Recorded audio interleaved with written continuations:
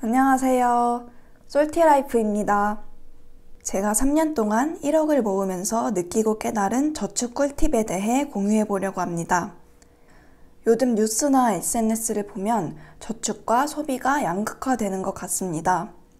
욜로와 같이 현재에 집중해서 소비를 하시는 분들도 있고, 무지출 챌린지와 같이 미래에 집중해서 저축에 집중하시는 분들도 있는데요.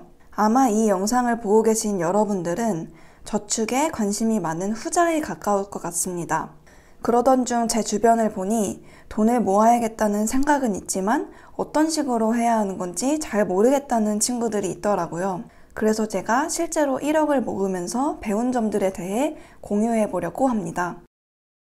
사실 저는 몇 번 시도는 해봤지만 꾸준히 쓰질 못해서 가계부도 쓰지 않고 있고, 명품 구매를 즐기거나 무력이 많은 편은 아니지만 친구들 만나는 걸 좋아해서 저녁 약속도 적지 않은 편이었습니다.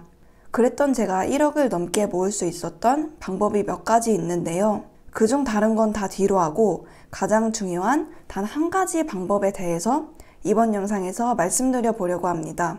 바로 선지출 후 저축입니다.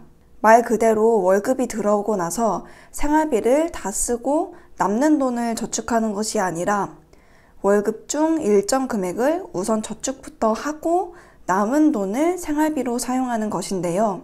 이게 어떻게 보면 별거 아니어 보일 수 있는데 사실 실천하기 쉽지 않습니다. 그치만 저는 이것이 저축을 잘 하기 위해 가장 중요하면서도 기초가 되는 습관이라고 생각을 합니다. 우리가 한 달 동안 쓴 금액을 뜯어보면 총 금액은 몇백만 원인데 하나씩 내역을 뜯어보면 5,000원, 5만 원의 소비가 모여서 몇백만 원을 만든 경우가 많잖아요.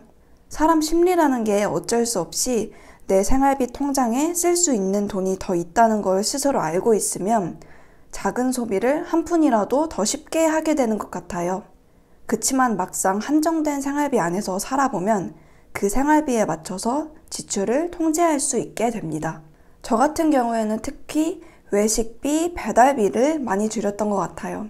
이런 세부적인 지출 통제 혹은 절약 방법에 대해서는 앞으로 다른 영상에서 추가적으로 다뤄보겠습니다.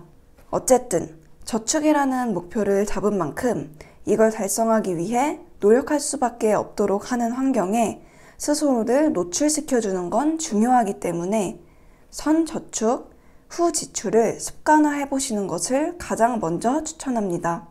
그럼 어떻게 하면 선저축, 후 지출을 보다 쉽게 실천할 수 있을지 저의 꿀팁을 자세하게 공유해 보겠습니다. 먼저 지금이 6월이니까 내년 6월까지 앞으로 1년간 저축할 총 금액을 설정하세요. 아무래도 현실적이면서도 도전적인 목표가 좋겠죠. 저축 습관이 없으셨던 분들은 작년 한 해 동안 저축했던 금액에 비해서 10% 정도 더 큰 저축액을 목표로 하시면 좋을 것 같습니다. 그리고 나서 그 총 금액을 나누기 12를 해주세요. 예를 들어 올해 저축 금액이 1,000만 원일 경우 83만 3,334원이 되겠죠? 그 다음에 월에 한 번씩 넣는 적금을 드세요.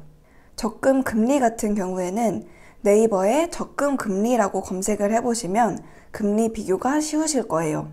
사실 저는 적금의 금리가 얼마나 높은지 그 자체보다도 제가 소득의 일부를 저축하고 목표 금액을 모아가는 그 행위 자체가 더 중요하다고 생각을 했기 때문에 그냥 적금을 드는 시점에 제가 사용하고 있는 은행 어플 몇 가지를 들어가 보고 그 중에서 적금 상품의 금리를 비교해서 가장 금리가 높았던 상품으로 가입했습니다.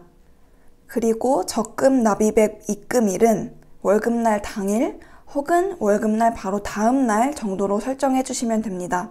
저 같은 경우에는 이게 습관이 되면서 해당 일자에 자동으로 납입액이 빠져나가는 상품이 아니라 그냥 상시에 제가 자율적으로 납입하는 상품을 들기도 했는데요. 아직 습관이 안 되신 분들은 특정 일자에 자동으로 빠져나가는 상품으로 하시면 좋을 것 같습니다. 그리고 마지막으로 적금에서 가장 중요한 한 가지는 적금에 넣은 돈은 이제 내 돈이 아니라고 생각하는 겁니다. 요즘 적금 상품 중에 일부 금액에 대해서 인출이 가능한 상품도 많고 아니면 어플로 쉽게 해지가 가능한 상품도 많은데요. 여러분, 그냥 어플을 삭제하세요. 그건 이제 저희 돈이 아닙니다. 미래의 저희가 쓸 돈이에요. 앞으로 여행을 가셔도 저축하고 남은 돈을 모아서 가야 하고, 각종 축의금, 부의금, 생일 선물 같은 데에 쓰는 비용들도 다 남은 돈에서 사용하셔야 합니다. 이럴 때 저축하고 남은 생활비 중에서 비상금을 따로 모아둘 수 있도록 아예 계좌를 구분해서 적금 통장 외에 비상금 통장을 만들어 두시면 좋습니다. 저는 생활비 중 매달 10만 원씩 비상금 통장에 남겨뒀어요. 돈 쓸 일이 많은 달에는 월말에 생활비 통장에 돈이 부족한 경우들이 많았어요. 그럴 때는 비상금 통장까지 탈탈 떨어 쓰기도 했습니다. 그치만 아무리 돈이 부족한 달에도 절대로 저축액은 건드리시면 안 됩니다. 여행, 경조사 등 특정 상권이 많은 달에만 비상금 통장에서 약간의 목돈을 사용해 보시면 좋을 것 같아요. 저는 비상금 계좌로 CMA 통장을 이용했는데 파킹 통장을 이용해 보셔도 좋을 것 같아요. 필요하면 나중에 이 부분도 다른 영상에서 다뤄보겠습니다. 많은 직장인들이 월급이 통장을 스친다, 금방 통장이다 하시는데 저희도 겪는 일은 같지만 결과가 다르겠죠? 저희는 적금에 남아있는 미래에 쓸 돈이 있으니까요. 제가 저의 저축 방법 중 가장 중요한 한 가지를 설명드려 봤는데요. 이제 여러분들도 잘 아시겠죠? 혹시 관련해서 더 궁금하신 사항이 있으시면 댓글로 남겨주세요. 이 방법으로 저축을 하시다 보면 1년 뒤에 어느새 목표 금액이 모아져 있을 겁니다.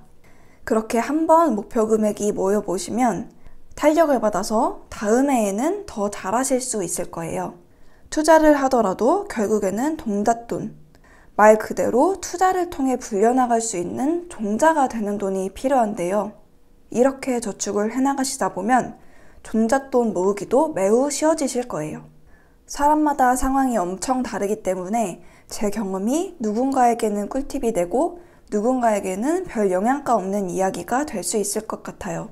그래도 사회 초년생이나 이제 막 저축을 해보려는 분들께는 도움이 될 것 같아서 공유해보려고 하니 상황과 결과보다는 제가 깨달은 방법에 대해서 집중해주시고 긍정적인 댓글 달아주시면 감사드리겠습니다.